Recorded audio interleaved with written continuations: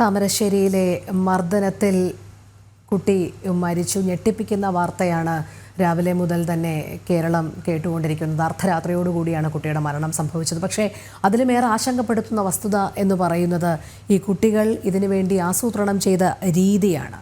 Instagram വഴിയും WhatsApp മുഖേനയും ഒക്കെ ഗ്രൂപ്പുകൾ അവർ സൃഷ്ടിക്കുന്നു, അതനുസരിച്ചുള്ള നീക്കങ്ങൾ നടത്തുന്നു.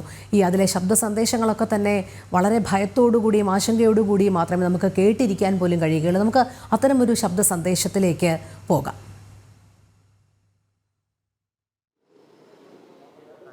കേട്ടി എൻ്റെ സീൻ്റെതാ ഈ ഇങ്ങനെ ചൊറ ഒഴിവാക്കിക്കൊണ്ടാ ഇങ്ങനെയാണ് ഞാൻ വിചാരിച്ചില്ല. ഇങ്ങനെ ഒഴിവാക്കിക്കൊണ്ടോ എന്താ എനിക്കെന്താ പ്രശ്നമുണ്ടോ? ഹലോ ഷഹബാസേ, എന്തേലുണ്ടേ പൊരുത്തപ്പെട്ടാട്ടോ. ഞാൻ എന്നോട് കുറേ പറഞ്ഞല്ലേ മോനെ, ഞങ്ങൾ ചൊറക്ക് നിൽക്കില്ല. ഇനി പിന്നെയും ഇനി ഞങ്ങൾ എന്നിട്ടും എന്നോട് ചൊറക്ക് നിന്നില്ലല്ലോ. ഇനി ഇത്രയൊക്കെ പറഞ്ഞിട്ടും ഞങ്ങൾ എന്നോട് എന്തേലും പറഞ്ഞോ? ഇല്ലല്ലോ. ഈ മുകളിൽ അയച്ച മെസ്സേജ് ഒക്കെ ഞാൻ എന്നോട് നല്ലോണമല്ലേ പറഞ്ഞത്. പിന്നെ എന്നോട് ഞങ്ങൾ ചൊറ ഒഴിവാക്കാനായിട്ട് നിൽക്കുക. ഒഴിവാക്കി പോകുമ്പോൾ ഇനി പിന്നെയും വന്നതാണ്. പിന്നെ അന്നേത്തെ പ്രശ്നം ഞങ്ങളാരും മനസ്സിൽ പോലും വിചാരിച്ചില്ല. ഒരിക്കലും ഞങ്ങൾ ഇങ്ങനെ ഒരു പ്രശ്നം ഉണ്ടാവും പ്രതീക്ഷിച്ചില്ല. ഞങ്ങൾ ട്യൂഷനും കഴിഞ്ഞ് വരികയാണ്.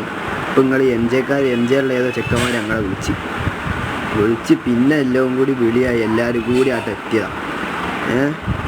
അതിൻ്റെ ഇടയിൽ കൂടെ ഇനിയാണ് എന്നോട് മാത്രമായിട്ട് പെരുഞ്ചല്. ഞാൻ എന്തേതാ പിന്നെ ചെയ്യേണ്ടി ഇനി പറഞ്ഞോണ്ടാ. പിന്നെ കൂട്ടത്തല്ലായി ഇങ്ങനെ കണ്ടല്ലേ ഒക്കെ എന്തേലും ഉണ്ടേ പൊരുത്തപ്പെട്ടിട്ടോ. പൊരുത്തപ്പെട്ട് കൊണ്ടിട്ടോ. അതായത് ഈ മർദ്ദനത്തിന് ശേഷം ഒരു വിദ്യാർത്ഥി ഈ കുട്ടിയുടെ ഫോണിലേക്ക് അയച്ച ശബ്ദ സന്ദേശമാണ്. അതുമായി പൊരുത്തപ്പെടാനും ഇതിലേക്ക് എങ്ങനെയാണ് വന്ന സാഹചര്യവുമൊക്കെ വിശദീകരിക്കുകയാണ്. പക്ഷേ ഇതിൽ ഏറ്റവും ദൗർഭാഗ്യകരമായ ഒരു സംഭവം എന്ന് പറയുന്നത് ഈ മർദ്ദനത്തിനിരയായ കുട്ടിയെ ഒരു പക്ഷേ ആ മണിക്കൂറിൽ തന്നെ ആശുപത്രിയിൽ എത്തിക്കാൻ കഴിഞ്ഞിരുന്നുവെങ്കിൽ നമുക്ക് രക്ഷപ്പെടുത്താൻ കഴിയുമായിരുന്നു. ഇത് മറച്ചു വെച്ചുകൊണ്ട് വീട്ടിലേക്ക് എത്തിക്കുന്നു. ഒരു പക്ഷേ കുട്ടിയും ഭയന്നിട്ടാകാം വീട്ടുകാരോട് നടന്ന സംഭവം പറയുന്നില്ല. രാത്രിയോടുകൂടി ഈ കുട്ടി ഛർദ്ദിച്ച് ആശുപത്രിയിൽ എത്തുമ്പോൾ മാത്രമാണ് ആന്തരിക അവയവങ്ങൾക്ക് ഗുരുതരമായ പരിക്കേറ്റിട്ടുണ്ട് എന്ന് മനസ്സിലാക്കുന്നത്. അങ്ങനെ ഏറ്റവും ദൗർഭാഗ്യകരമായ സംഭവം എന്ന് മാത്രമേ പറയാൻ സാധിക്കുകയുള്ളൂ. ഗൂഗിൾ ചേരുന്നുണ്ട്, ഗൂഗിളിലേക്ക് പോകാം. ഗൂഗിൾ, നമ്മൾ കഴിഞ്ഞ കുറേ മണിക്കൂറുകളായി ഇതിലുള്ള ആശങ്ക തന്നെയാണ് സംസാരിച്ചു കൊണ്ടിരിക്കുന്നത്. കാരണം ഈ വിദ്യാർത്ഥി സമൂഹം എങ്ങോട്ടാണ് പോകുന്നത് എന്നുള്ളത്, ഇതിനൊരു തടയിട്ടേ മതിയാവുകയുള്ളൂ. അതിന് പ്രധാനമായും നമുക്ക് മുന്നിൽ വയ്ക്കേണ്ടുന്ന ചില നിർദ്ദേശങ്ങളെന്ന് പറയുന്നത്, ഒന്ന്, ലഹരി ഉപയോഗം പരമാവധി നിയന്ത്രിക്കുക, അതോടൊപ്പം തന്നെ ബോധവൽക്കരണ പരിപാടികൾ നടത്തുക. 2, കുട്ടികളിൽ മാനസിക സംഘർഷമൊക്കെ കുറയ്ക്കത്തക്ക രീതിയിൽ അവർക്ക് നല്ല ഒരു സാമൂഹിക അന്തരീക്ഷവും കുടുംബ പശ്ചാത്തലവും ഒക്കെ സൃഷ്ടിക്കുക എന്നുള്ളത്. അതുകൊണ്ട് തന്നെ ഇതിലെല്ലാത്തിലും ഉപരി ഇതിലെല്ലാം ഭരണകൂടങ്ങൾ നിർണായകമായ സ്വാധീനവും ചെലുത്തേണ്ടതാണ്. അതുകൊണ്ട് നമുക്കൊരു കൂട്ടായ പ്രവർത്തനത്തിലൂടെ മാത്രമേ ഇപ്പോൾ ഈ വർദ്ധിച്ചു വരുന്ന അക്രമവാസനകളൊക്കെ നിർത്താൻ കഴിയുകയുള്ളൂ. ഒരു നല്ല യുവതലമുറയെ സൃഷ്ടിക്കാൻ കഴിയുകയുള്ളൂ. കാരണം യുവതലമുറയാണ് എപ്പോഴും ഒരു രാജ്യത്തിൻ്റെ ശക്തി എന്ന് പറയുന്നത്. അതിത്തരത്തിൽ മയക്കുമരുന്നിനും ലഹരിക്കും അടിപിടി അക്രമങ്ങളിലും ഒക്കെ അകപ്പെട്ടു പോയി കഴിഞ്ഞാൽ പിന്നെ ആ രാജ്യത്തിൻ്റെ പുരോഗതി തന്നെ എന്താകുമെന്നുള്ള ആശങ്ക ഉടലെടുക്കുന്നത്. അതുകൊണ്ട് നമുക്കൊരു യുവതലമുറയെ വാർത്തെടുക്കണം. അതിനായി എല്ലാവരും ഒന്നിച്ചു നിൽക്കണം എന്നുള്ളത് തന്നെയാണ്. പ്രാർത്ഥനയോടുകൂടി തന്നെയാണ് കേരളം മുന്നോട്ട് പോകുന്നത്. അത്തരത്തിലുള്ള തുടർ പ്രവർത്തനങ്ങൾക്കല്ലേ ഏകോപനം നൽകേണ്ടത് ഗോകുൽ?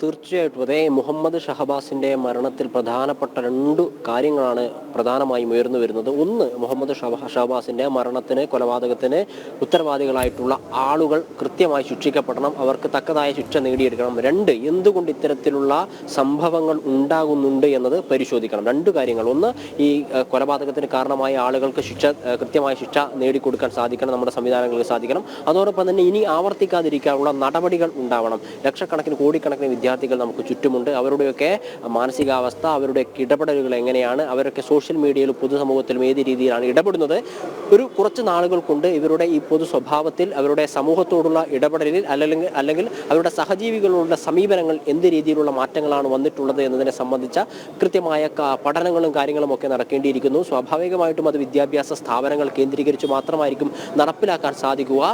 പൊതു അവബോധമൊക്കെ വിദ്യാർത്ഥികൾ ഉണ്ടാക്കിയെടുക്കേണ്ടിയിരിക്കുന്നത് സഹജീവി സ്നേഹവും സമൂഹവും അല്ലെങ്കിൽ സാമൂഹ്യ സുരക്ഷ സംബന്ധിച്ച വിഷയങ്ങളിലൊക്കെ വളർന്നു വരുന്ന തലമുറ ഏത് രീതിയിലായിരിക്കണം ഇടപെടേണ്ടത് എന്നതിനെ സംബന്ധിച്ച കൃത്യമായ പാഠ്യപദ്ധതി തന്നെ ആവിഷ്കരിച്ച് നടപ്പിലാക്കേണ്ടിയിരിക്കുന്നു എന്നതാണ് കഴിഞ്ഞ കുറച്ച് ദിവസങ്ങളിലായി നടന്നുകൊണ്ടിരിക്കുന്ന സംഭവ വികാസങ്ങൾ നമ്മളെ ഓർമ്മിപ്പിക്കുന്ന അല്ലെങ്കിൽ പഠിപ്പിക്കുന്നത് എന്ന് തന്നെ പറയേണ്ടിയിരിക്കുന്നു. വിദ്യാഭ്യാസ മന്ത്രി താമരശ്ശേരി വിദ്യാഭ്യാസ ഉപഡയറക്ടറോട് കേസിൽ അന്വേഷണം ആവശ്യപ്പെടുകയും അല്ലെങ്കിൽ റിപ്പോർട്ട് സമർപ്പിക്കുകയും ഒക്കെ ചെയ്തിട്ടുണ്ട്. അത് ഈ കേസിനെ സംബന്ധിച്ച് മാത്രമാണ് എന്നുള്ളതാണ് പ്രധാനപ്പെട്ട കാര്യം. അതായത് മുഹമ്മദ് ഷഹബാസിന്റെ മരണവുമായി ബന്ധപ്പെട്ട കാര്യത്തിൽ അന്വേഷണം നടത്തുക, അതിന്റെ റിപ്പോർട്ട് സമർപ്പിക്കുക എന്നതാണ് വിദ്യാഭ്യാസ മന്ത്രി താമരശ്ശേരി ഉപഡയറക്ടറോട് ആവശ്യപ്പെട്ടുള്ളത്. പക്ഷേ അതിനുമപ്പുറത്തേക്ക് ഇത്തരത്തിൽ വിദ്യാർത്ഥികൾക്കിടയിൽ ഉണ്ടായിട്ടുള്ള മാനസികമായിട്ടുള്ള മാറ്റങ്ങൾ അത് ഏത് കാലഘട്ടങ്ങളിൽ എങ്ങനെയാണ് സംഭവിച്ചുകൊണ്ടിരിക്കുന്നത്, അതെന്തുകൊണ്ടാണ് വിദ്യാർത്ഥികൾ ഈ രീതിയിൽ മാറപ്പെടാനുള്ള സാഹചര്യം ഉണ്ടാവുന്നത്, അതിനെ സ്വാധീനിക്കുന്ന ഘടകങ്ങൾ എന്തൊക്കെ, ഇത്തരത്തിലുള്ള വിഷയങ്ങളെക്കുറിച്ച് കൃത്യമായ പഠനം നടത്താൻ വിദ്യാഭ്യാസ വകുപ്പ് തയ്യാറാവണം. ഓരോ ഘട്ടത്തിലും LP മുതൽ UP മുതൽ ഹയർ സെക്കൻഡറി വരെയുള്ള വിഭാഗങ്ങളിൽ കുട്ടികളെ വേറെ വേറെ രീതിയിൽ തന്നെ നിരീക്ഷിക്കുകയും അവരിൽ എന്തൊക്കെ മാറ്റങ്ങളാണ് കാലാനുസൃതമായി വന്നുകൊണ്ടിരിക്കുന്നത്, അവരെ സ്വാധീനിക്കുന്ന ഘടകങ്ങൾ എന്തൊക്കെയാണ്. തീർച്ചയായിട്ടും മാതാപിതാക്കൾ ഉൾപ്പെടെയുള്ള ആളുകൾക്ക് വിദ്യാർത്ഥികളിലേക്ക് ആക്സസ് ഇല്ലാതായിക്കൊണ്ടിരിക്കുന്ന ഒരു കാലഘട്ടത്തിൽ കൂടിയാണ് കടന്നു വരുന്നത്. അതുകൊണ്ട് തന്നെയാണ് മുഹമ്മദ് ഷഹബാസ് എന്ന് പറയുന്ന കുട്ടിക്ക് മാരകമായി പരിക്കേറ്റിട്ട് പോലും ഈ മകൻ ഇത്തരത്തിലൊരു സംഭവം നടന്നിട്ടുണ്ട് എന്ന് അവരുടെ മാതാപിതാക്കൾക്ക് മനസ്സിലാക്കാൻ സാധിക്കാതെ പോയത്. രാത്രിയിൽ ഈ കുട്ടി ഛർദ്ദിച്ച സമയത്ത് മുഹമ്മദ് ഷഹബാസിന്റെ മറ്റു സുഹൃത്തുക്കളെ വിളിച്ചിട്ടാണ് കാര്യങ്ങൾ അന്വേഷിക്കുന്നത്. ആ സമയത്താണ് ഇത്തരത്തിലൊരു അക്രമം സംഭവിച്ചു എന്ന് മനസ്സിലായത്. അതിന്റെ അടിസ്ഥാനത്തിൽ താമരശ്ശേരിയിലെ ഒരു താലൂക്ക് ആശുപത്രിയിൽ നിന്ന് കോഴിക്കോട് മെഡിക്കൽ കോളേജ് ആശുപത്രിയിലേക്ക് വിദഗ്ധ ചികിത്സയ്ക്ക് കൊണ്ടുവരികയാണ്. നേരത്തെ സൂചിപ്പിച്ചതുപോലെ നേരത്തെ തന്നെ കുട്ടിയെ ഇങ്ങോട്ടേക്ക് എത്തിക്കാൻ പറ്റിയിരുന്നെങ്കിൽ ഒരു പക്ഷേ അവന്റെ ജീവൻ നമുക്ക് സംരക്ഷിക്കാൻ സാധിക്കുമായിരുന്നു. ആ തലച്ചോറിനുണ്ടായിട്ടുള്ള ആന്തരിക രക്തസ്രാവമാണ് ഇത്തരത്തിലൊരു മരണത്തിലേക്ക് കലാശിച്ചത്. വലിയൊരു അടിപിടി ഉണ്ടായിട്ട് പോലും ഈ മാതാപിതാക്കൾക്ക് തങ്ങളുടെ മകൻ ഇത്തരത്തിലൊരു കാര്യം സംഭവിച്ചിട്ടുണ്ട് എന്ന് മനസ്സിലാക്കാൻ അല്ലെങ്കിൽ മാതാപിതാക്കൾക്ക് സാധിച്ചിട്ടില്ല. അതോടൊപ്പം തന്നെ മുഹമ്മദ് ഷഹബാസിന് പരിക്ക് പറ്റിയ കാര്യങ്ങൾ പങ്കുവെക്കാൻ ഈ ഷഹബാസിന്റെ കൂടെ ഉണ്ടായിരുന്ന വിദ്യാർത്ഥികളും തയ്യാറായിട്ടില്ല എന്നുള്ളതാണ്. ഒരു കമ്മ്യൂണിക്കേഷൻ ഗ്യാപ്പ് വിവിധ തലമുറകൾക്കിടയിൽ വളർന്നു വരുന്നുണ്ട്. സൗഹാർദ്ദപരമായിട്ടുള്ള അന്തരീക്ഷത്തിന്റെ ഒരു കുറവ് വിദ്യാർത്ഥികൾക്കിടയിലും മാതാപിതാക്കൾക്കിടയിലും വളർന്നു വരുന്നു. അധ്യാപകരും വിദ്യാർത്ഥികളും തമ്മിലുള്ള ബന്ധം കുറയുന്നു. വിദ്യാർത്ഥികളായിട്ടുള്ള ആളുകൾ തന്നെ പരസ്പരം പല ഗ്രൂപ്പുകളായി തിരിഞ്ഞ് അങ്ങോട്ടും ഇങ്ങോട്ടും സംഘർഷത്തിൽ ഏർപ്പെടുക, വൈരാഗ്യം വെച്ച് സൂക്ഷിക്കുക, ഗൂഢാലോചനയും ആസൂത്രണവും നടത്തി പരസ്പരം പോർവിളിക്കുക. നമ്മൾ തമിഴ് സിനിമകളിലൊക്കെ കണ്ടിട്ടുള്ളതിന് സമാനമായ രീതിയിൽ ഗ്യാങ്ങുകൾ ഗ്രൂപ്പുകൾ ഉണ്ടാക്കിയിട്ട് ഒരു ഗുണ്ട ആക്ടിവിസം നടത്തുന്നതിന് പോലെയുള്ള സമാനമായിട്ടുള്ള പ്രവർത്തനങ്ങൾ വിദ്യാർത്ഥികൾ നടത്തുന്നു എന്നുള്ളതൊക്കെ വളരെ ഗൗരവത്തോടു കൂടി ചിന്തിക്കേണ്ടതും അത് തടയേണ്ടതുമായിട്ടുള്ള ആവശ്യം അത്യന്താവശ്യമായിട്ടുള്ള കാര്യമാണ്. കാരണം കഴിഞ്ഞ ദിവസം നമ്മൾ കാസർഗോഡ് നിന്ന് റിപ്പോർട്ട് ചെയ്തൊരു വാർത്ത, പ്രധാനപ്പെട്ട ഒരു വാർത്ത, SSLC സെൻഡ് ഓഫിന് വന്നിട്ടുള്ള കുട്ടികൾ കഞ്ചാവ് ഉപയോഗിക്കുന്നു എന്നുള്ളതാണ്. കഞ്ചാവ് ഉപയോഗിച്ചുകൊണ്ടുള്ള കുട്ടികൾ 15 വയസ്സുകാരായിട്ടുള്ള കുട്ടികൾ കഞ്ചാവ് ഉപയോഗിച്ചുകൊണ്ട് ഒരു സെൻഡ് ഓഫ് പരിപാടിയിൽ പങ്കെടുക്കുന്നു. MDMA-യുടെയും കഞ്ചാവിന്റെയും മറ്റു ലഹരി വസ്തുക്കളുടെ ഉപയോഗവുമായി ബന്ധപ്പെട്ട നിരവധി വാർത്തകൾ അനുദിനം റിപ്പോർട്ട് ചെയ്യേണ്ടി വരുന്ന ഒരു സാഹചര്യം നമുക്കുണ്ട്. അത് വിദ്യാർത്ഥികളായിട്ടുള്ള ആളുകൾ നേരത്തെയൊക്കെ 30 വയസ്സ് അല്ലെങ്കിൽ 32 വയസ്സിന് മുകളിലുള്ള ആളുകളാണ് ഉപയോഗിക്കുന്നതെങ്കിൽ ഏതു പ്രായക്കാർ ഉപയോഗിച്ചാലും തെറ്റല്ല എന്നല്ല പറയുന്നത്. പക്ഷേ അതിൻ്റെ പ്രായപരിധി കുറഞ്ഞു വരുന്നു. ഇവർക്ക് എവിടെ നിന്ന് ഇത് കിട്ടുന്നു? MDMA എന്നൊക്കെ പറയുമ്പോൾ നമ്മൾ ഡാൻസ് ഓഫ് സംഘവുമായൊക്കെ ബന്ധപ്പെടുന്ന സമയത്ത് ഇതിനൊക്കെ വലിയ വിലയുണ്ട്. കാരണം 100 ഗ്രാം എന്നൊക്കെ പറയുമ്പോൾ വലിയ ലക്ഷക്കണക്കിന് രൂപ വരുന്ന സാധനമാണ് MDMA എന്നൊക്കെ പറയുന്ന ലഹരി വസ്തു. അതൊക്കെ എങ്ങനെയാണ് ഇവർ സംഘടിപ്പിക്കുന്നത് എന്നതൊക്കെ മാതാപിതാക്കളും രക്ഷിതാക്കളും PTA സംവിധാനങ്ങളും പൊതുസമൂഹമൊക്കെ നിരീക്ഷിക്കേണ്ടതായിട്ടുണ്ട്.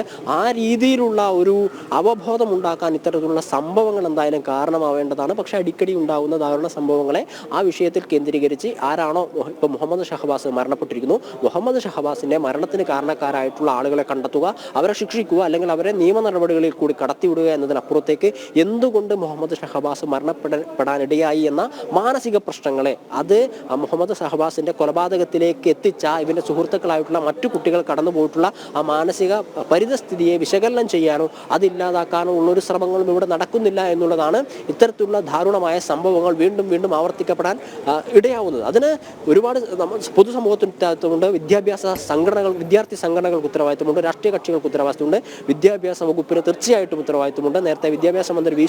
ശിവൻകുട്ടി പറഞ്ഞത് വിദ്യാഭ്യാസ ഉപ ഡയറക്ടറെ കൊണ്ട് ഈ വിഷയം അന്വേഷിപ്പിക്കും, തക്കതായ നടപടിയെടുക്കുമെന്നാണ്. പക്ഷേ അതുമാത്രം പോരാ, ഇത്തരത്തിലുള്ള സംഭവങ്ങൾ ഉണ്ടാവുന്നത് തടയിടാൻ ആവശ്യമായിട്ടുള്ള അത്യന്താപേക്ഷിതമായിട്ടുള്ള നടപടികൾ വിദ്യാഭ്യാസ വകുപ്പിന്റെ ഭാഗത്തുനിന്ന് ഉണ്ടാവേണ്ടതായിട്ടുണ്ട്. ഈ PSC അംഗങ്ങൾക്കുള്ള ശമ്പളമൊക്കെ വർദ്ധിപ്പിക്കുന്ന സമയത്ത് ഇത്തരത്തിലുള്ള പ്രവർത്തനങ്ങൾ നടത്തുവാൻ വേണ്ടി കൂടുതൽ പണം മാറ്റിവെച്ചാൽ അത് സ്വാഭാവികമായിട്ടും വരുന്ന തലമുറയെ സമൂഹത്തിനു വേണ്ട രീതിയിൽ ഉപയോഗപ്പെടുത്താൻ സാധിക്കുന്ന രീതിയിൽ വളർത്തിയെടുക്കാൻ സാധിക്കുമെന്ന് വിദ്യാഭ്യാസ വകുപ്പും സംസ്ഥാന സർക്കാരും ഒക്കെ മനസ്സിലാക്കേണ്ടതുണ്ട്. ആ രീതിയിലുള്ള അടിയന്തര ഇടപെടലുകൾ ഉണ്ടാവണമെന്ന് ഓർമ്മപ്പെടുത്തലാണ് ഇത്തരത്തിലുള്ള സംഭവങ്ങൾ എന്തായാലും ഓർമ്മിപ്പിക്കുന്നത്. അല്പസമയത്തിനകം തന്നെ മുഹമ്മദ് ഷഹബാസിന്റെ പോസ്റ്റ്മോർട്ടം നടപടികളൊക്കെ കോഴിക്കോട് മെഡിക്കൽ കോളേജിൽ ആശുപത്രിയിൽ ആരംഭിക്കും. 9 മണിയോട് കൂടിയിട്ട് താമരശ്ശേരി പോലീസ് ഇങ്ങോട്ടേക്ക് എത്തുമെന്നാണ് എന്നാണ് മനസ്സിലാക്കുന്നത്. ശേഷം ഇൻക്വസ്റ്റ് നടപടികളാണ്. അതിനുശേഷം പോസ്റ്റ്മോർട്ടം കഴിഞ്ഞ് ഇന്ന് തന്നെ ഒരു 11 മണിയോടുകൂടി തന്നെ ഈ മൃതദേഹം ബന്ധുക്കൾക്ക് വിട്ടുകൊടുക്കുമെന്നാണ് മനസ്സിലാക്കാൻ സാധിക്കുന്നത്. ഗോകുൽ സൂചിപ്പിച്ചത് ഈ സർക്കാരിനുമായി ബന്ധപ്പെട്ട ചില കാര്യങ്ങൾ കൂടിയാണ്. നമ്മുടെ തന്നെ വാർത്തയുണ്ട്, സ്കൂളുകളിലെ ലഹരി ഉപയോഗം തടയുന്നതിന് ലഹരി വിരുദ്ധ ക്യാമ്പയിനുകൾക്കായി ബജറ്റിൽ മാറ്റിവെച്ച തുകയുടെ പകുതിയോളം വെട്ടിക്കുറച്ച് പകുതി മാത്രം നൽകി എന്നുള്ളതാണ്. അതായത് സർക്കാരിൻ്റെ വിലയിരുത്തൽ എന്താണെന്ന് മനസ്സിലാകുന്നില്ല ഈ വിഷയത്തിൽ. അതിൻ്റെ ആവശ്യം ഇനി നമ്മുടെ ക്യാമ്പസുകളിൽ വേണ്ട എന്നുള്ളതാണോ എന്നും ഈ പുറത്തു നടക്കുന്ന ഇത്തരം സംഭവങ്ങളിൽ നിന്ന് മനസ്സിലാക്കാൻ കഴിയുന്നില്ല. ഇവിടെ ഇപ്പോൾ ലഹരി ഉപയോഗം ഉണ്ടോ ഇല്ലയോ എന്നുള്ളതല്ല, പക്ഷേ കുട്ടികൾക്കിടയിൽ ഇത്തരം കുറ്റകൃത്യങ്ങൾ വർദ്ധിക്കുന്നത് ഒരു വലിയ ആശങ്കയായി തുടരുമ്പോൾ അതുകൂടി പഠന വിധേയമാക്കേണ്ടതോ അല്ലെങ്കിൽ കുട്ടികളെ പഠിപ്പിക്കേണ്ടതോ ആവശ്യമുള്ള കാര്യങ്ങൾ നമ്മുടെ സിലബസിന് പുറത്തോ ഉൾപ്പെടുത്താത്തതിൻ്റെ പ്രശ്നങ്ങൾ കൂടി തന്നെയാണ് എന്ന് നമുക്ക് പറയാതിരിക്കാൻ കഴിയുകയുമില്ല. മറ്റൊരു കാര്യം ഗൂഗിൾ, ഈ ജുവനൈൽ നിയമപ്രകാരമായിരിക്കുമല്ലോ ഈ വിഷയത്തിൽ കേസെടുക്കുക. പക്ഷേ കൊലക്കുറ്റമാണ് സംഭവിച്ചിരിക്കുന്നത്, അത് ആസൂത്രിതവുമാണ്. എങ്ങനെയായിരിക്കും ഈ കുട്ടികൾ തന്നെ വീണ്ടും നമ്മൾ പറയേണ്ടി വരും, ഈ കുട്ടികളെ എങ്ങനെയാണ് സർക്കാരിന് നിയമത്തിന് കൈകാര്യം ചെയ്യാൻ കഴിയുക? അതെങ്ങനെയാണ് ഈ പോലീസുമായി ബന്ധപ്പെട്ട വൃത്തങ്ങളൊക്കെ നൽകുന്ന സൂചനകൾ എന്താണ്? ഈ വിഷയത്തിൽ എങ്ങനെ കേസെടുക്കാൻ കഴിയും? എങ്ങനെയായിരിക്കും ഇത് നിയമത്തിന് കൈകാര്യം ചെയ്യാനാവുക?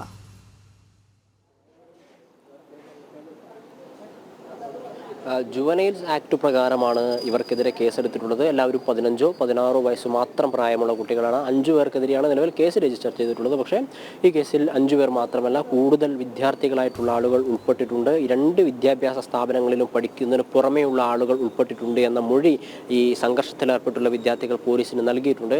അതിനാൽ തന്നെ ഈ ഏത് പ്രായപരിധിയിലുള്ള ആളുകളൊക്കെയാണ് ഇതിൽ ഉൾപ്പെട്ടിട്ടുള്ളത് എന്നത് മനസ്സിലാക്കിയതിന് ശേഷമായിരിക്കും ഈ മറ്റു തുടർ നടപടിയിലേക്ക് കടക്കുക. പക്ഷേ ഇന്നലെ ആയാലും ഈ 5 പേരെ കസ്റ്റഡിയിലെടുത്തതിന് ശേഷം കുറ്റക്കാരാണ് എന്ന് കണ്ടെത്തിയതിനു ശേഷം ജുവനൈൽ ജസ്റ്റിസ് ബോർഡിന് മുമ്പാകെയാണ് ഹാജരാക്കിയത്. അതിനുശേഷം ഈ 5 പേരെയും അവരുടെ മാതാപിതാക്കളുടെ കൂടെ പറഞ്ഞു വിടുകയായിരുന്നു. ഇന്ന് 11 മണിയോട് കൂടിയിട്ട് ഹാജരാവണമെന്ന് ആവശ്യപ്പെട്ടുകൊണ്ടാണ് പറഞ്ഞു വിട്ടിട്ടുള്ളത്. ഇത്തരത്തിലുള്ള ചില ഗുണങ്ങൾ ഈ ഒരു കൊലപാതകം നടത്തിക്കഴിഞ്ഞാൽ ഉണ്ടാകുന്നുണ്ട് എന്നുള്ളതാണ് ഒരുപക്ഷെ വീണ്ടും അക്രമവാസനകളിലേക്ക് കുട്ടികളെ നയിക്കുന്നത് എന്ന് നമുക്ക് വിലയിരുത്തേണ്ടതായിട്ട് വരും. കാരണം 18 വയസ്സിന് താഴെയാണ് എന്ന് പറയുന്നത് കൊണ്ട് ഒരുപാട് ഇളവുകൾ പല കുറ്റകൃത്യങ്ങളിൽ ഇവർക്ക് ലഭിക്കുന്നു. ശിക്ഷ എന്നതിനപ്പുറത്തേക്ക് കറക്ഷൻ ഹോം, ഇവരുടെ ശരിതെറ്റുകൾ വിലയിരുത്തിയതിന് നേരെയാക്കാൻ ആവശ്യമായിട്ടുള്ള ഒരു കറക്ഷൻ ഹോമിലേക്കാണ് അവരെ പറഞ്ഞയക്കുക എന്നത് ഉൾപ്പെടെയുള്ള വിഷയങ്ങളുണ്ട്. അത് തന്നെ ഒരു ഡിബേറ്റബിൾ പോയിന്റ് ആയിട്ടുള്ളൊരു വിഷയമാണ്.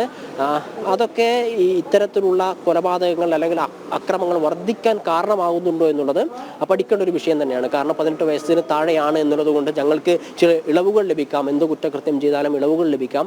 അത് അത്തരത്തിലുള്ള ഒരു മനസ്സിലാക്കലുകൾ, തിരിച്ചറിവുകൾ, ആ ബോധ്യം ഈ 18 വയസ്സിന് താഴെയുള്ള കുട്ടികൾ കൂടുതൽ കുറ്റകൃത്യങ്ങൾ ചെയ്യാൻ പ്രേരിപ്പിക്കുന്നുണ്ടോ എന്നത് പഠന വിഷയമാക്കേണ്ട ഒരു കാര്യമാണ്. അത്തരത്തിലുള്ള ഒരു റിസർച്ച് നടത്തി കഴിഞ്ഞാൽ മാത്രമേ അതുമായി ബന്ധപ്പെട്ട മറ്റു കാര്യങ്ങളിലേക്ക് നമുക്ക് കടക്കുവാൻ വേണ്ടി സാധിക്കൂ. സ്വാഭാവികമായിട്ടും നമുക്കറിയാം, ഇവരൊക്കെ ജുവനൈൽ ജസ്റ്റിസ് ബോർഡിന് കീഴിലാണ്. ഇവരുടെ ശിക്ഷാ നടപടികളും തുടർ നടപടികളും അല്ലെങ്കിൽ കേസും വാദവും കാര്യങ്ങളൊക്കെ മുന്നോട്ടേക്ക് പോവുക.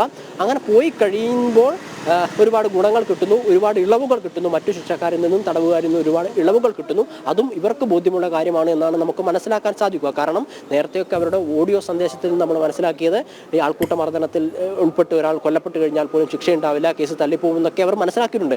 അപ്പോൾ ഇത്തരത്തിലുള്ള കാര്യങ്ങൾ കേവലം ഈ കേസിൽ ഉൾപ്പെട്ടിട്ടുള്ള ആളുകളുടെ കാര്യം മാത്രമല്ല പറയുന്നത്, ഈ 18 വയസ്സിന് താഴെയുള്ള കുറ്റകൃത്യങ്ങൾ ഏർപ്പെടുന്ന ആളുകൾ ഇത്തരത്തിലുള്ള കാര്യങ്ങൾ മനസ്സിലാക്കിയിട്ടാണോ ചെയ്യുന്നത്, ആ ഇളവുകൾ വീണ്ടും ശിക്ഷ അല്ലെങ്കിൽ ഇത്തരത്തിലുള്ള കുറ്റകൃത്യങ്ങളിൽ ഏർപ്പെടാൻ ഇവരെ പ്രേരിപ്പിക്കുന്നുണ്ടോ എന്ന കാര്യങ്ങളൊക്കെ പഠനവിധേയമാക്കേണ്ടതാണ്. അല്ലെങ്കിൽ ഒരു ഗവേഷണം നടത്തേണ്ട വിഷയം തന്നെയാണ്.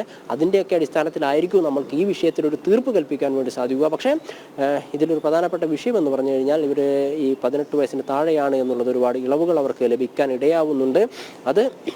അതിനാൽ തന്നെ മറ്റ് നടപടികളും കാര്യങ്ങളും ഒക്കെ വളരെ രഹസ്യാത്മക സ്വഭാവത്തിലായിരിക്കും. 11 മണിക്ക് ഇവർ ജുവനൈൽ ജസ്റ്റിസ് ബോർഡിന് മുമ്പാകെ ഹാജരാകുമ്പോൾ നമുക്ക് അങ്ങോട്ട് പോകാൻ പോലും അനുവാദമില്ല. വിഷ്വൽ ഉൾപ്പെടെയുള്ളവ ഷൂട്ട് ചെയ്യാൻ വേണ്ടി പറ്റില്ല. ഈ 5 പ്രതികളായിട്ടുള്ള ആളുകളുടെ പേര് പോലും പറയാൻ വേണ്ടി സാധിക്കില്ല. കൊലപാതക കുറ്റമാണ് നടത്തിയിരിക്കുന്നത്.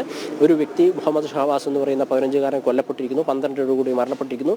5 പേർ കസ്റ്റഡിയിലാണ്. അവരോട് ഇന്ന് ജുവനൈൽ ജസ്റ്റിസ് ബോർഡ് മുമ്പ് ഹാജരാവാൻ പറഞ്ഞിട്ടുണ്ട്. പക്ഷേ 5 പേരുടെ പേര് പോലും നമുക്ക് പുറത്തുവിടാൻ സാധിക്കാത്തൊരു സാഹചര്യം, നിയമത്തിൻ്റെ ഇളവ് ഈ കുട്ടികൾക്ക് ലഭിക്കുന്നുണ്ട് എന്നുള്ളത് പ്രധാനപ്പെട്ട കാര്യമാണ്. എടുത്തു പറയേണ്ട ഒരു കാര്യം തന്നെയാണ്. ബാക്കിയുള്ള ആളുകൾ, ഇനി കൂടുതലായിട്ടുള്ള ആളുകൾ ഉൾപ്പെട്ടിട്ടുണ്ടെങ്കിലും അവരുടെ പേരുകളും പുറത്തു പറയാൻ സാധിക്കാത്തൊരു സാഹചര്യം മാധ്യമപ്രവർത്തകരുടെ മുമ്പിലുണ്ട്. അല്ലെങ്കിൽ അവരെ ഇങ്ങനെ മോശക്കാരാക്കുന്ന രീതിയിൽ ഒരു പരാമർശം വരുമെന്ന് സാധ്യതയുണ്ട്. അല്ലെങ്കിൽ അവർക്കൊരു പരിഗണന ലഭിക്കേണ്ടവരാണ് എന്നൊരു ഗണത്തിൽപ്പെടുത്തിക്കൊണ്ടാണ് ഈ കൊലപാതക ശ്രമം നടത്തി അല്ലെങ്കിൽ കൊലപാതകം നടത്തി എന്ന് പോലീസ് കണ്ടെത്തിയിട്ടുള്ള ആളുകളുടെ വിഷയത്തിൽ പോലും നമുക്ക് പരിഗണിക്കേണ്ടതായിട്ട് വരുന്നത്.